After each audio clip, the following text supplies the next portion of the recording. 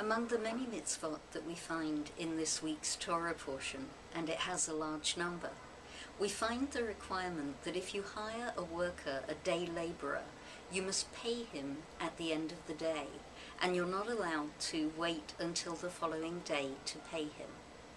The Torah gives the reason for this.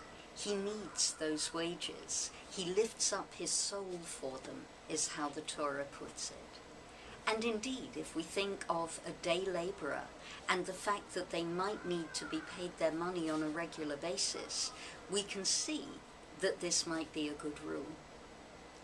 The rabbis develop out of this and other mitzvot a whole doctrine of labor law that is a lot more favorable to the worker, perhaps, than the systems with which we are more familiar. The rationale that they give for this is a quotation from an entirely different context that God says to Moses that the children of Israel are my servants. The rabbis gloss this. The children of Israel are my servants, say God. They are not servants of my servants. In other words, a worker never really sells his soul to his employer.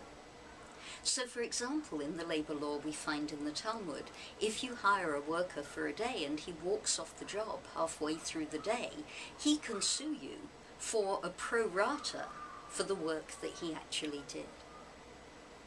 What does all this mean? Well, perhaps in a week where fast food workers are protesting the minimum wage in America, it might behoove us to think about worker dignity. That a person works because they need the money, that a relationship with a hierarchy is created, but that nonetheless, those people are not our servants, because all of us are servants to one who is over and above us all. That was your Torah in 2.